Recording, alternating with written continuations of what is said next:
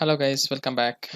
Video 21 of this advanced level framework development series, and Prakash Narkand this side. And in this video, I'll be talking about how to retry failed test cases in Selenium. That is, with the help of one of the TestNG interface called as IRetryAnalyzer. In fact, we'll be using one more along with this just to trigger the test execution via testng-failed.xml. But before that, what and all I spoke till now. So as I said, this is going to be video 21 of this particular series, and retry failed test cases. This is what I'm going to cover. So till now, this is what I spoke about. Everything is uploaded on YouTube, and you can find it on my GitHub repository. This is the link. It's present in the video description here. If you search with my name, you will find the complete code base here, along with the detailed video links. Okay. Now, so yeah, so to uh, talk about this retry failed test cases, I mean, just to show you the parallel execution and retrying the failed test cases, what I did is I did created one more class called as one more test class, in fact. Give me a minute. Called as user login test, and this is one just kind of sample test cases. Bear with me a minute. Yeah, sample test cases. I'm just checking the login functionality for different kind of users. For example, for manager, whether I'm able to log in, for client, for designers. Okay, this is just an example, and I'm just failing the last test case where that's the designer login test. Okay, now whenever test is going to fail, so I'm going to fail this particular test case explicitly. Okay, just to see how the retry works. Now let's say if this particular test case is failing, or in fact even if any of the test case from this particular test data driven test what we created, right? If any of the test case is failing, then my test case should my test case get retried? Okay, before that, let us understand why test case might get failed. The first reason could be first reason could be, let's say, it could be the actual defect. Okay, that's well and good if we find that. Second thing could be data issues. Okay, I have the incorrect data, because of that my test case is failing. Third case could be the test case is flaky test case. Let's say it works for in first attempt, but in second attempt it does not work. It might work in third attempt. It works in that way. Okay, so I have those kind of things. Or let's say it could be like particular control is not loaded within specified timeout settings. That could be the case. So let's say if in the first time the specified control is not loaded, let's say within 10 or 20 second whatever timeout setting we have, in next attempt it might work correctly, right? So yeah, along with that, there could be multiple reasons why test case fails. But if my test case is failing, let's say if it is generic failure, that's fine. If it is like actual bug, then it is always going to fail whatever number of retries you do. But let's say if the failure is because the particular UI component is not loaded or yeah, could be timeout setting page is not loaded or something, then it might pass in the second attempt. Okay, then it is worth to retry particular test case. Personally, I don't use retry mechanism in my frameworks, but yeah, if you wish you can have it. Okay, now there are two ways how we can retry the test case. So the first way is you can execute it manually.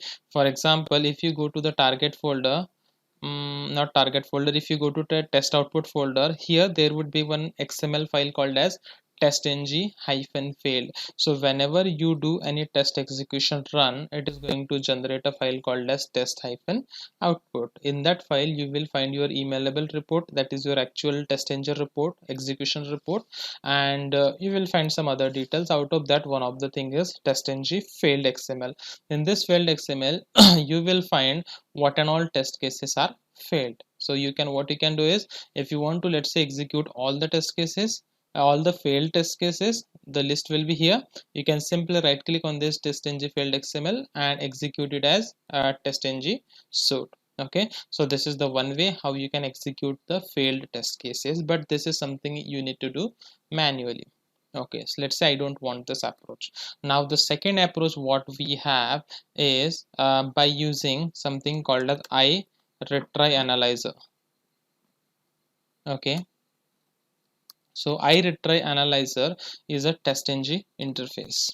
Okay, and one more thing before I go to this particular video, in my framework I did one change. Okay, not change in this, change in the sense, earlier in Jira, let me go and show you. If I go to my reusable components and Jira operation, in Jira operation earlier I was using base 64 encoder from some external API that I had kept into this libs folder. But since I found the better alternative to that, I removed that because that wasn't present on MVN repository, so I couldn't get that in my pom.xml. I need to keep that explicitly. Okay, but what I did is I found the better alternative by using base 64, which is coming from java.utils only. You see, java.utils, I have something called as base 64, and by using that I am able to do the encoding string, okay, which is required basically for a Jira. Okay, so that is the only change what I did remove that lib because no, I didn't wanted that anywhere. I am using the inbuilt mechanism what Java have for encoding my username and access key. Okay, and the latest code I'll push on GitHub. Okay, and yeah, one more thing, since I missed my last code base, I get the code base from GitHub, where I don't have one code base for one of my last video where I spoke about pass the test data from test case. Okay, this particular thing is not present, but anyway, that is fine. You can refer this particular video and get it. Now let us talk about IRetryAnalyzer.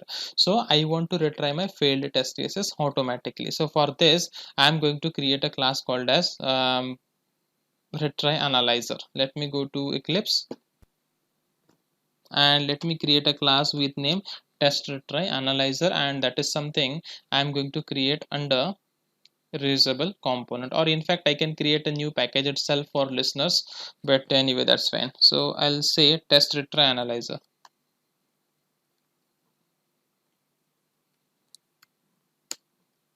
TestRetryAnalyzer, and this particular class should implement IRetryAnalyzer, what I was talking. Implements IRetryAnalyzer, and if we go to this IRetryAnalyzer, okay, you see there is, it's an interface, right?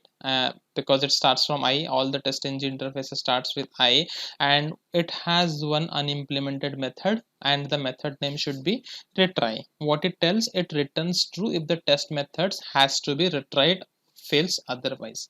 Okay, let's understand. So now what I need to do is I need to implement this particular method because that's the interface. Okay, what I'll do is I have that error over here for unimplemented method addition, and here I got this. Okay, now what will happen is I will add this particular listeners class into my testng.xml, so that what will happen is whenever my testng.xml gets executed, it will come to this particular class and it will check whether retry is needed. Okay, so that means from this retry method I need to return a boolean variable if I need to retry the class. Okay, so for that particular purpose let's say I'm going to define two variables. I'll explain that. Let's say I'm defining something called as int counter is equal to, let's say, 1, and I'm doing int retry max limit. Let's say int retry max limit is equal to, let's say I want to retry, if anything is failed I want to retry it one more time, retry it twice. Okay, so fine. Now what I want is from this particular retry method I want to return true if my counter is less than retry count, right? So let's say if I'll say counter, what's happened, if counter is less than retry max limit, okay, in that case I want to return true. That's it. This is the very simple implementation. Then I will return true. Okay, okay, but one more thing what we need to do over here is, give me a minute, one more thing, we just need to increment the counter. If it comes to that loop, then that means I need to increment the counter. What will happen is initially my counter will be 1, it will check, okay, it is less than max retry limits, then it will return true. Okay, so here this max retry limit you can change as per your requirement, whether you want to retry it twice or retry thrice. Okay, I would recommend it using retry it only twice. Okay, that means one more extra time. Okay, now that's it. This is the simple implementation. Now I can use this test retry analyzer at the class level. Okay, so let's say if I want to implement it for all the test cases within this particular class, then I can use it. Okay, that is something at the class level. But if I want to implement that from testng.xml, because if you see here, this is something called as listeners implementation I have added in my testng.xml. So that means it will get applicable to all the classes which you are going to execute via testng.xml. In the similar way, I want to perform the retry mechanism. I want to perform retry mechanism for all the test cases which I am going to execute, not on the basis of the test classes. For example, only for login test, or only for test case, or only for whatever test cases, test classes we have, right? Not on that basis.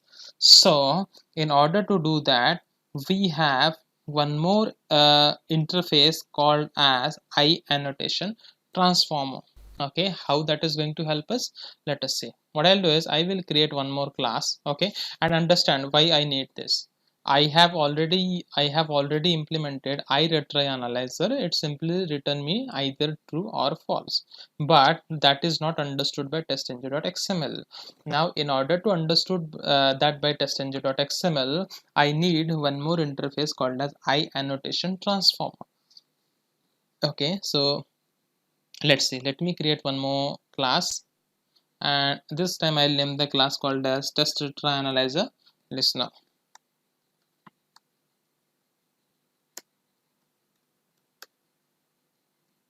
TestNG listener.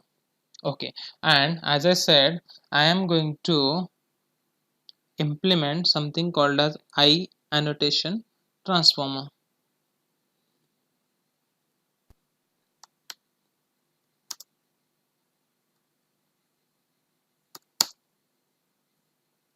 Sorry, it should be implements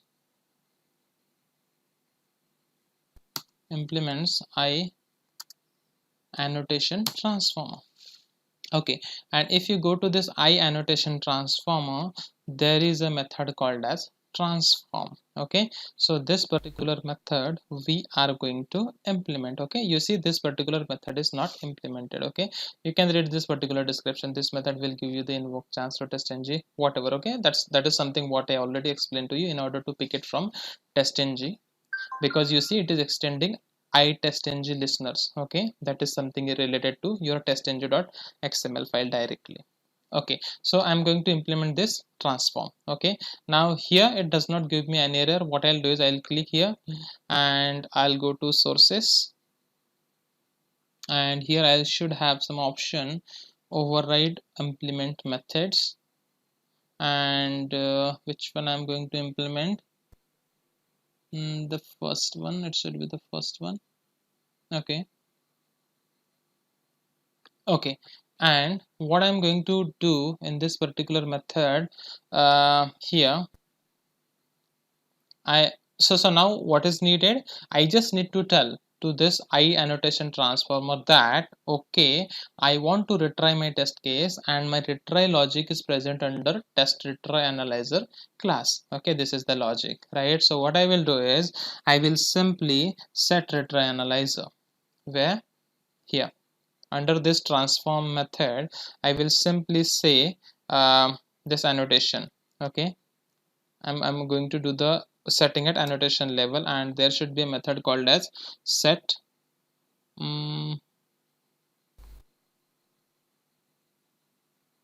me a minute. There should be some method called as set retry analyzer.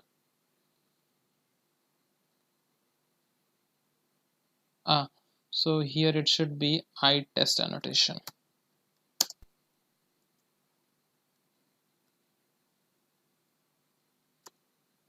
Okay, I'm not going to do any configuration related settings. Yeah, IRetryAnalyzer, and now where is my retry? So now you see it accepts something called as class. So what's name of my class? Class name is TestRetryAnalyzer. test retry analyzer dot class. That's it. What I'm doing is, the very first thing is I created one class called as TestRetryAnalyzer, where I'm going to put the actual logic, how many times I want to retry. So this max retry count is something you can put. Okay, and there I'm going to extend IRetryAnalyzer, where I have a method called as retry, which I have implemented. Very simple implementation. Now if you want to put RetryAnalyzer at a class level, you are good with this particular class called as TestRetryAnalyzer, where we have this implemented method from IRetryAnalyzer. You can implement it at a class level. Very simple thing. But I want to implement it from testng.xml. So testng.xml will not understand IRetryAnalyzer. Now I need to use something called as IAnnotation transformer. Okay, so what I did is I created one more class called as test retry analyzer listener, where I have implemented IAnnotation transformer, and there is a method called as transform, where I'm just telling that, okay, because this IAnnotation transformer is understood by testng.xml directly, so I'm just telling that, okay, my test retry analyzer is here, please implement it across all the test cases. Now I'm just going to add this particular test retry analyzer listener under my testng.xml. I'll go to testng.xml, and under this listeners, let me do copy of this listeners implementation. This is for doing this extend report setting and all. You can refer my previous videos for this from the same video series. And this particular class, let me put it here. Okay, now what will happen is, now there are two listeners into my project. First one is listeners implementation, where I'm doing lot of stuff. If I go to listeners implementation, you see mostly extent related setting and test case failure, taking the screenshots and all those stuff. Okay, and the second thing is retry analyzer for retrying failed test cases. Okay, now I have something called as user login test over here. Okay, so in my user login test, I have 3 test cases. Out of that, 2 are going to pass and third one is going to fail. So it will pass 2 and the third one is going to repeat it twice. Okay. Okay, along with this, what I will do is I will try my other thing as well, that is data driven test case as well, right? So what I will do is I will add one more class over here, and this class name is what's that, test case.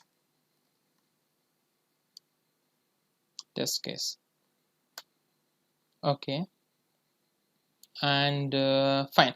And now this time I want to perform the parallel execution based on classes, not based on the method. So I'll say classes. Now what will happen is, the test cases from these two classes will execute in parallel with thread count of 3. Now this thread count of 3 might not be applicable in this case because I have only 2 classes over here, so only 2 test cases will execute it at a time, because there are only 2 two classes and I'm setting parallel is equal to classes. Okay, I think that's pretty much. Let me execute this quickly. Okay, one more thing, let me check my properties file. And why I'm checking it, just to see if my defect creation, okay, issue creation is off. That is not going to create any defect, because what I have is, if this setting is on, then it will create automatic defect into Jira for my failed test cases. Okay, so yeah, so what I told you earlier is I do not prefer this in my framework. The one way is, there might be a lot of failures, unnecessary failures. It's not always like there is generic failure. There might be some data failure, so retry will take a lot of time and all, so I don't do that generally. Okay, but it's again each and everyone's choice. If you want to implement in your framework, that's good. Great.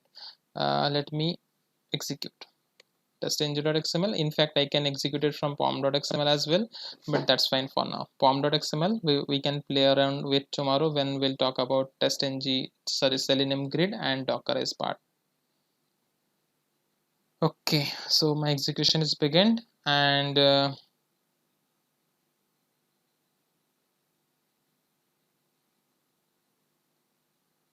Okay, you see 2 instances of Chrome driver are launched.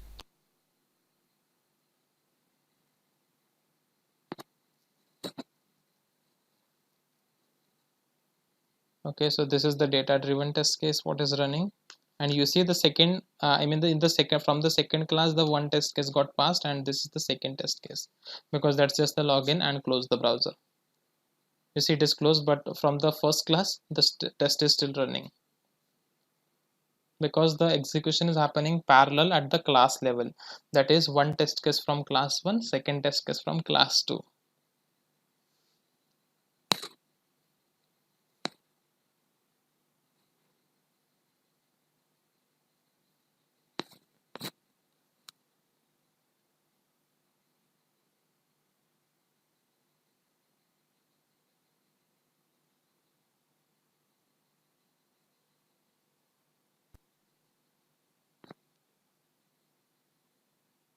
Okay, execution is still running. What I'll do is I'll pause this video for a minute. Okay, I see there were total 7 test runs. 2 are passed, 3 are failed, and retries 2. Okay, let's go to this result of running test cases. Okay, so fine, you see client test got passed, designer test is failed, sorry, it is skipped over here, right? You see the skip symbol, and designer test is failed over here. Okay, so what I mentioned is user login test, the designer test is going to fail because I have added some failure assertion. That's the reason the retry has happened. And the second one is task user creation test, there is one failure and there is one retry. The similar thing can be observed into my report. So if I refresh this folder, my report will be there, latest report. And if I go there, okay, you see client test got passed, manager login test got passed. Can you see like the detailed level logging, which I already explained to you guys, right? I don't prefer using log4j.xml or log4j logging mechanism. Rather, I do the better logging, readable logging into my extend report itself. Okay, and the designer test, it got failed. You see the first designer test, you see here it is failed because of this assertion. That's the reason this particular test case got in skipped mode, because I have the retry mechanism. And here you see it got executed one more time, and finally the test case is marked as failed, and you see the failure screenshot as well, right? In the same way, task creation test, earlier it marked, okay, here it marked as a failed, here it marked as a failed. Task creation test, here it marked as a skipped. Okay, so one test case is failed and it is retried. Okay, so yeah, so this is the way how we can do the automatic retries. And if I go to dashboard, I don't know, I never checked this dashboard. You see there are 5 failed and 2 are passed. I should have something called a skip as well, but I don't know if I'm using the older version or if there is any latest release for this extent report. Okay, but I don't see anything for a skip. That should be there in fact. Okay, but anyway, that is something related to your extent report. But what my expectation was, my test cases should be retried, and that is happening for failed one. Okay, so I think that's it for this particular video. We are trying to implement maximum thing which are possible to us. So this was one of them, that is retry analyzer. And going forward, I'm not going to use retry analyzer in my framework. Okay, so one more thing just to tell you, this retry analyzer count, right? So what I did is retry analyzer count, I simply hard coded it over here. Okay, but I can parameterize it. Let's say if I go to config.properties, I can add one parameter called as, let's say, retry count. Retry count is equal to, let's say, 2. Okay, and going forward, here I can access it from properties file, right? So what I'll do is I'll say properties operation dot get property value by key, and my key is going to be, let me copy the key from here, that is retry count. So that every time whenever I want to turn on it or turn off it, I need not to pass it from this particular class. Okay, so it is of type, it returns it of type integer. Now I need to, sorry, string, I need to make it as integer. So let's say integer, let me convert it, integer, integer dot value of.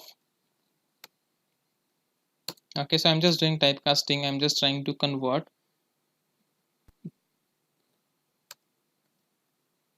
Okay, what will happen is this property operation dot get property value by key, though it will return the value called as 2 which is there in config dot properties, but that will be into the string format, because this get property value returns value in string format. So I'm explicitly converting that is in int format by using this particular method of integer.